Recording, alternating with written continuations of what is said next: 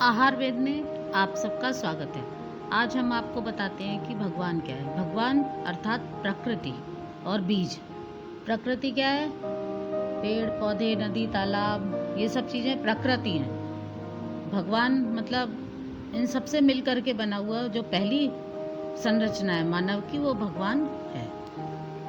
और सनातन धर्म में इसको कृष्ण या विष्णु के रूप में कहा गया है। विश्व के अणु के रूप में व्याप्त एक एक कण में भगवान जो है वो भ माने भूमि, ग माने गगन, व माने वायु, अ माने अग्नि, अग्नि माने ऊर्जा, जिससे हमारी सांसें चलती हैं। परम पुरुष परमात्मा जिसमें सब कुछ समाया हुआ है।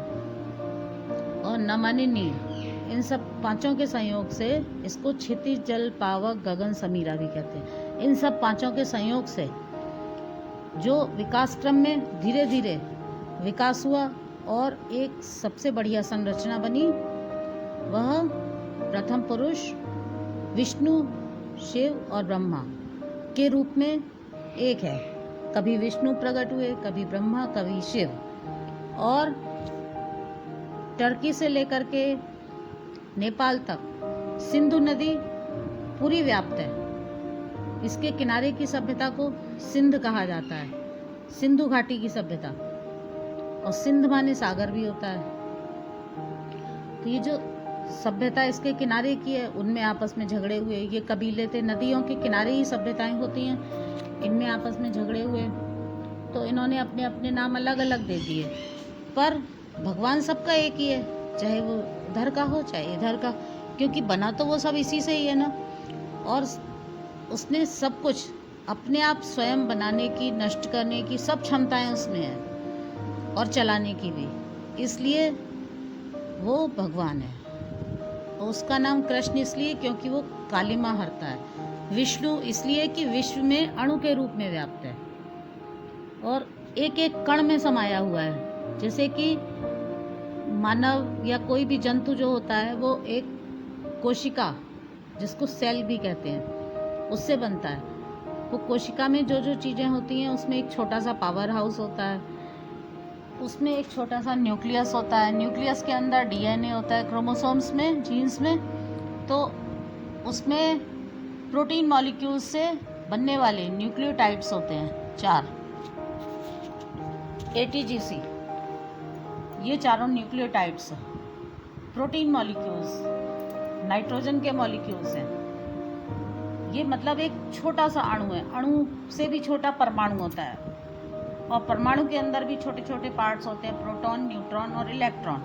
इन सब से मिलकर के डीएनए बना, और डीएनए ने जब अपने बाहर एक स्ट्रक्चर तैयार कर लिया, तो वह कोशिका बन गई। कोशिका, एक कोशिका से बनने वाला जीव यूनिसेलुलर, एक कोशीय, अमीबा, यूग्लिना, ये सब होते हैं। ये इनमें हर वह फंक्शन होता है जो जीने के लिए आवश्यक होता है। चलना, फिरना, खाना, सब कुछ होता है। तो ये कोशिका जो होती है, इसी तरह कई कोशिकाएं मिलकर के जब एक आखिरी में, बहुत आखिरी में संरचना बनी, वह मानव है। और बीच में जितने भी स्टेप थे, उनमें बिना हड्डी के प्राणी जो थे वो 9 फाइलम में, और जो हड्डियों वाले प्राणी थे वो ऊपर के 5 फाइलम में। जो हड्डियों वाले वो हैं, उनको कहते हैं वर्टिब्रेट्स या कशेरुकी, और जो बिना हड्डियों के होते हैं उन्हें कहते हैं अकशेरुकी। पर ये सब दूसरों के ऊपर डिपेंड रहते हैं। किसी की एक आंख होती है, कोई धीरे धीरे चलता है, दूसरा आया उसे कुचल गया। पर मानव जो है वो अपने आप में हर चीज़ में समर्थ है। वो बोल, खा, समझ सब कुछ सकता है। वो कुछ भी कर सकता है अपनी इच्छा के अनुसार। उसमें मन भी पूरा विकसित है, और मन के अंदर आने वाले विचारों को प्रदर्शित करना और उनको लागू करना भी उसको आता है, जो कि अन्य प्राणी नहीं कर पाते। इसलिए मानव अपने आप में सबसे श्रेष्ठ संरचना है। और यह संरचना प्रथम पुरुष भगवान कृष्ण के रूप में प्रकट हुई। जो इसको मानता है वह कभी भी भूमि, गगन, वायु, अग्नि और इनका दुरुपयोग नहीं करेगा, इनको प्रदूषित नहीं करेगा, तो वो हमेशा स्वस्थ रहेगा। अच्छे स्वास्थ्य के लिए भगवान ने यही कहा है कि तुम मेरी इज्जत करो, मुझे संभाल के रखो तो मैं तुम्हें सही रखूँगा। क्यों? अगर हम अपने आसपास की ज़मीन को साफ़ रखेंगे, पानी हवा साफ़ रखेंगे, तो हमारी सांसें जो हैं उसके साथ प्रदूषण या गंदगी या गंदी वायु नहीं जाएगी, हमारी स्किन भी ख़राब नहीं होगी, कोई प्रॉब्लम नहीं होगी, तो हम अपने आप स्वस्थ रहेंगे।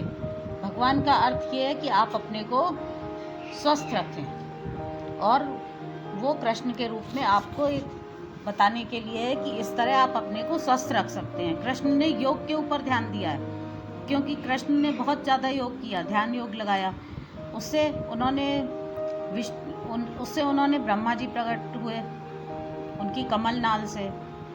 तो उनका ये कहने का अर्थ है कि आप हर चीज़ ध्यान से करिए।